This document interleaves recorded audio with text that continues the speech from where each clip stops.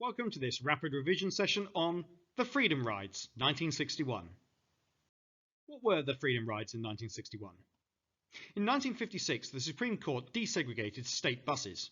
This is part of Browder versus Gale, and you might have looked at that when you saw my rapid revision session on the Montgomery bus boycott. If you've not, go back and watch it another time. However, after this ruling, station facilities were not desegregated, at least not until 1960. It was only the buses. So in 1961, CORE, the Congress of Racial Equality, decided to test to see if this had actually taken place. On May the 4th, 1961, 7 black and white CORE Freedom Riders left Washington, D.C. on 2 separate buses. In Georgia, the state governor urged calm. Only 2 Freedom Riders were arrested, which for Georgia was not bad going, really. However, problems began to really rear their heads as they reached Alabama and Mississippi, where the press and governor spoke against them. Even some northern media claimed that they were looking for trouble, and the White Citizens Council and Ku Klux Klan swore to stop them. But they carried on. Things came to a head at Anniston on the 14th of May 1961. As can be seen from these photographs, things were going to get violent. Reaction to the Freedom Rides came to a head on the 14th of May. As one bus reached Anniston, Alabama, it was stopped by around 100 Ku Klux Klan members. The tyres were burst and a firebomb was thrown through the window. As the fire took hold, a white policeman on board the bus had to force it open, and those on board escaped just before the fuel tank exploded. A second bus arrived, unaware of what had happened to the first one. Freedom Riders were dragged off and beaten.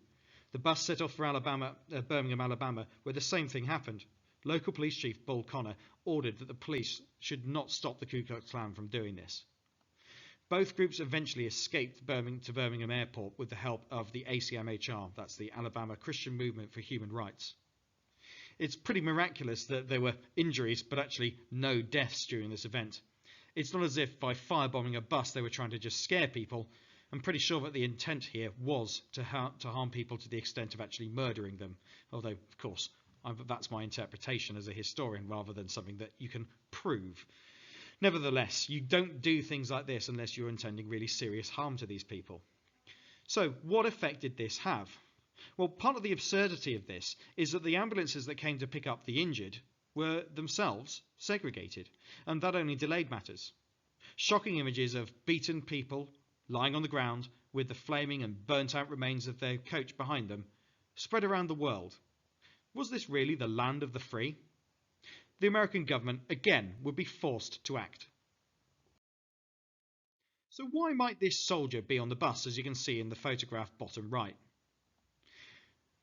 SNCC, that's the Student Nonviolent Coordinating Committee, were determined not to back down in the face of White Citizens Council and KKK violence. On May the 17th, 10 riders travelled from Nashville, Tennessee to Birmingham. No driver would take them any further than that. On May the 20th, the police escorted the bus as far as Montgomery, where 1,000 KKK and White Citizens Council's members attacked them and started attacking black people on the street. One boy was even set alight. The riders were arrested for so-called starting a riot. On May the 24th, the police escorted a bus from Montgomery to Jackson, Mississippi. On arrival, the riders were arrested. But they weren't going to give in. By the end of August, and after 60 Freedom Rides, 300 riders were in Jackson jail and many of them had been tortured. On November the 1st, the federal government insisted that federal officers would enforce desegregation, and the Freedom Rides ended, their objective secured. So why is that soldier on the bus? Well, he's a federal soldier and he is there to protect the people riding the bus. He's there to ensure that the Freedom Riders can carry out their protest and exercise their constitutional rights without being stopped. So why did the Freedom Rides end up succeeding?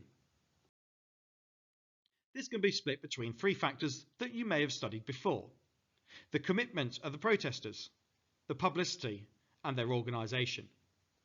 Firstly, the Freedom Riders persisted despite threats, a loss of jobs and bank loans, and going to jail.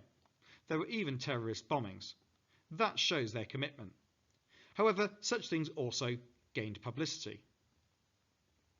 CORE and SNCC trained protesters in non-violent direct action tactics.